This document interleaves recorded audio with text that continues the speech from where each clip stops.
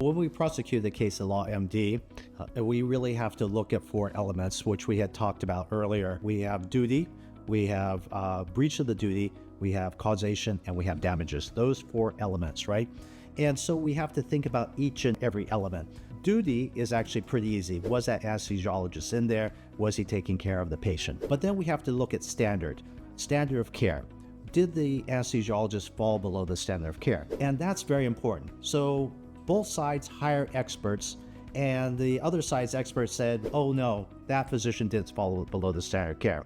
What our responsibility is to clearly show and demonstrate exactly when and where that anesthesiologist fell below the standard of care.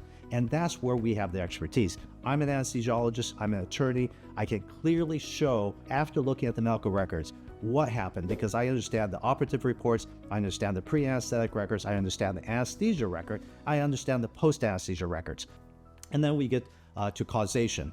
Finding causation, how did that falling below the standard of care cause damages? That's causation. How do we get from this particular anesthesiologist not doing what they're supposed to be doing to the patient being damaged, right? That's causation. And so what we have to do is we have to look at the medical records very, very carefully and connect the dots from the anesthesiologist's action, connect the dots to the damage. Oftentimes, when a patient has been damaged in the operating room, they don't know that perhaps it's the anesthesiologist, because the anesthesiologist is behind the scenes. The anesthesiologist puts the patient to sleep, is responsible for maintaining the patient in a steady state throughout the surgery while the surgeon concentrates on his or her part, and then waking up the patient again. It sounds like a very simple process, but there's a lot that goes into it.